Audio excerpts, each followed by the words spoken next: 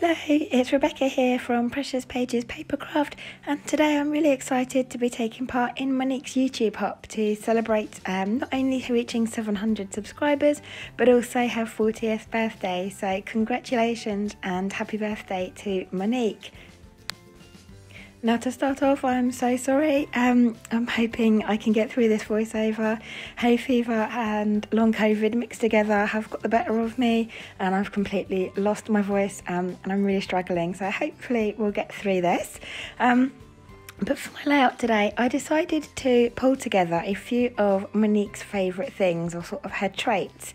So for this hop, she's asked that either we scrap lift her or we use some of her favourite sort of bits and bobs or techniques.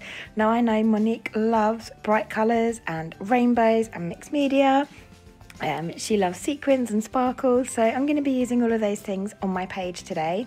I've pre-coated a sheet of white basil textured cardstock with clear gesso, just so that I can scrape my ink pads along and then add a bit of water and try and smush the colour around a little bit.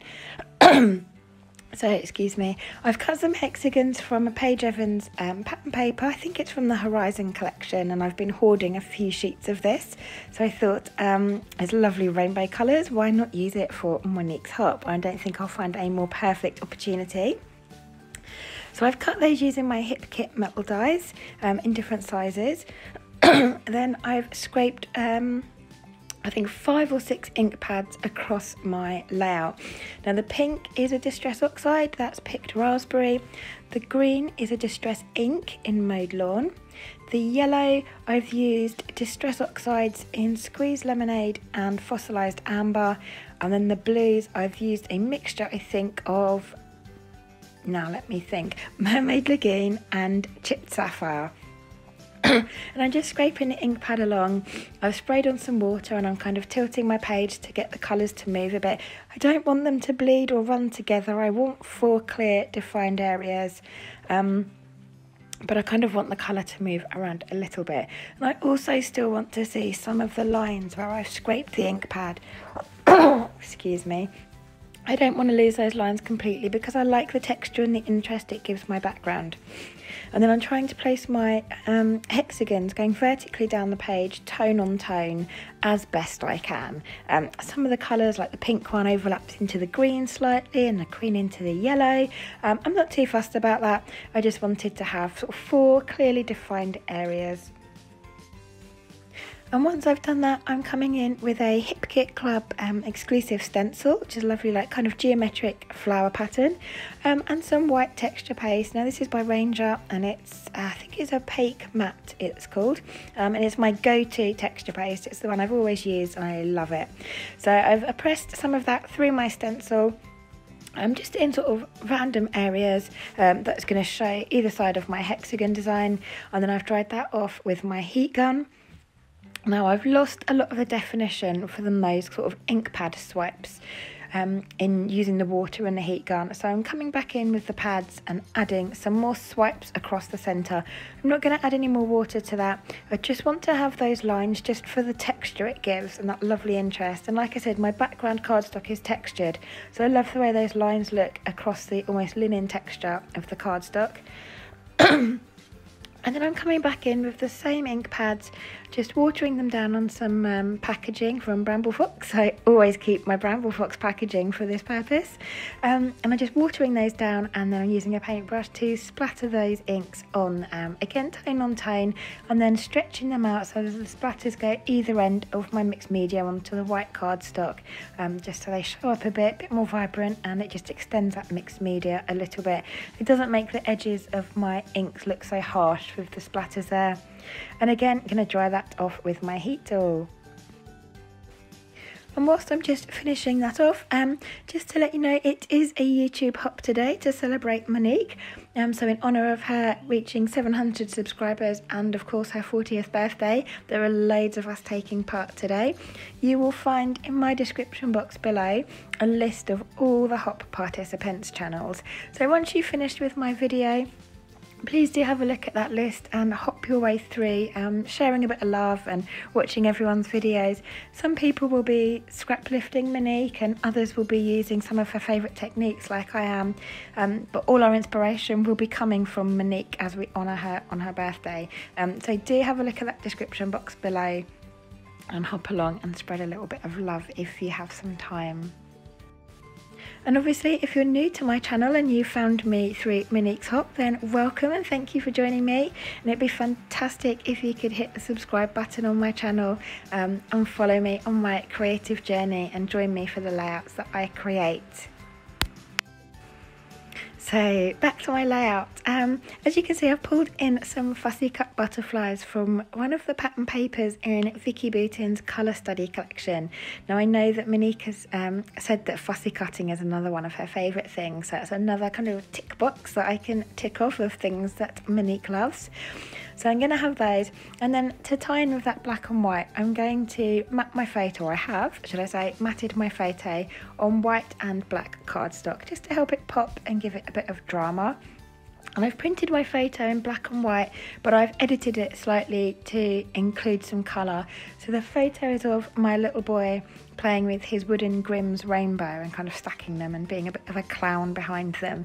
And I know that Monique loves rainbows, so I thought that was the perfect photo to use for her hop. So I've printed it black and white, but I've touched up the rainbow to bring the colour back in. And I just have an app on my phone that I can do that with, so nice and simple, but I really love the effect it gives the photos. So I'm going to have that obviously hexagon as well, and that's going to sit in the centre of my layout, and then I'm going to embellish with the Vicki Boutin butterflies, just sort of around where I've got gaps between my hexagons. I left those purposely, sort of liked the design of the hexagons, but I knew those gaps would get covered up with the butterflies, so they didn't bother me too much. Now I'm thinking about my title, and I've got these lovely kind of puffy stickers left over from the colour study collection. I'm kind of hoarding them, if I'm honest. Excuse me. So I've used good fun for my title because we were having great fun stacking them in loads of different ways, and then he got his little matchbox cars out and his cars were going over them like bridges and things, so we had great fun. So I've gone with good fun for my title. And then from that same sheet, I'm bringing in a couple of gold arrows because you can't beat a bit of gold on a layout, really. So I've brought those in as well. I do end up moving one of them, I think, a couple of times in a minute, but they're there for now. And now I'm going through the ephemera pack, just looking to see if I've got any florals that I can add to my page, because I know that's another thing that Monique quite often adds to hers. And I do find a couple of die cuts that I've got left over. So I'm going to add a pink one up the top there, and I've got half a yellow one.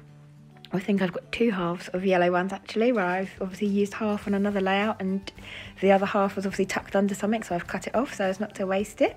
And now that's going to get used on this layout. So I'm going to have the pink one up the top, kind of where the pink mixed media and hexagons are, and the yellow one underneath down the bottom of the photo on the yellow section. And I've just decided I want to raise my photo up on another layout of foam. So when I stuck my hexagons down, some of them I've stuck flat with double-sided tape, and some of them I've added some foam behind to bring in a little bit of dimension. So just to make sure my photo sort of sits above all of that, I've added a second layer of foam.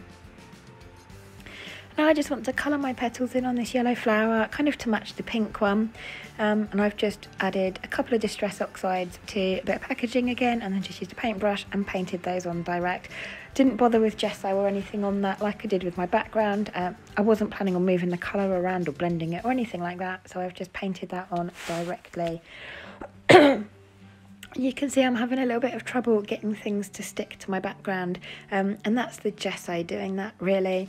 I don't tend to use it too often for this reason. It also makes my pages warp a little bit. It really frustrates me, but I do find that getting things to stick when you've got gesso on the background can be quite difficult. So even though I've stuck all those hexagons with double-sided tape, I am having to go back to quite a few of them with glossy accents, just to make sure they have held, and the arrows, again, glossy accents were needed to get those to stick.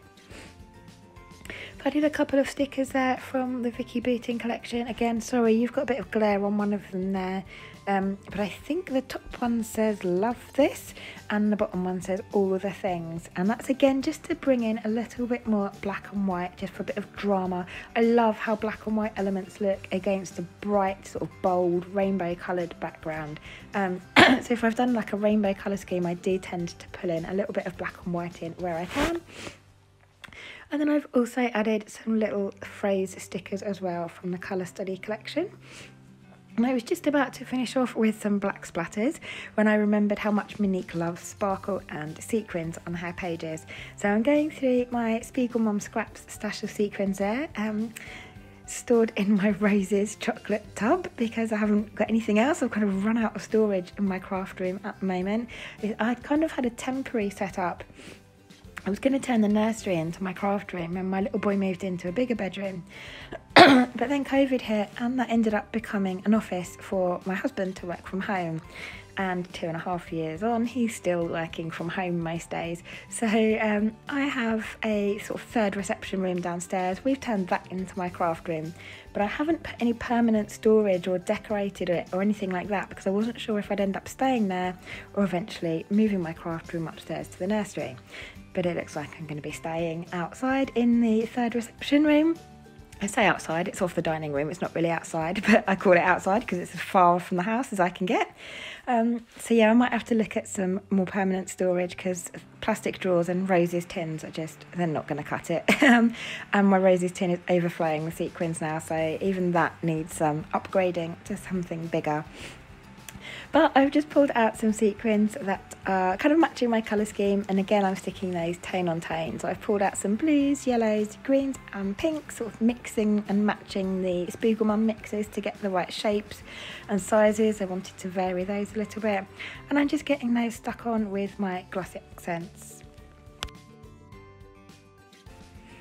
Almost there, which is just as well because I think I'm running out of voice. I'm just going to finish off my layout now with my black splatters, and I'm using a black acrylic paint for this. I've just watered it down slightly. I would normally use my Ranger Tim Holtz Distress Ink refiller bottle for black splatters, but because I've got the gesso and my background is still a tiny bit wet, I was worried of bleeding with that because it's very wet ink. So instead I've used the acrylic paint and watered it down. It's a little bit thicker so it doesn't bleed as much. I've just gone to town with a few splatters, and that is my layout finished today. So thank you very much for joining me. I hope you've enjoyed my layout, and again apologise for the state of my voice. Hopefully by my next video I will be back up and running on full steam. I'm having my hay fever injection in a few days, so hopefully that's going to kick in and help me out a little bit. But thank you very much for joining me, and massive congratulations to Monique for reaching 700 subscribers, and also happy birthday. In the description box below you will find a link to everybody who is taking part in today's hop. I will also leave links to Monique's Facebook page and her Instagram account, and I will also pop a link in for Spiegel Mum Scraps, and if you shop via that link with the code Rebecca15 you can save yourself 15% in your Spiegel Mum Scraps order, which is always helpful, so keep that link somewhere safe. But for now, thanks again for joining me. I'm going to leave you before I run out of voice. I've got a couple more close-ups coming up, and I shall see you next time. Thanks again. Bye bye.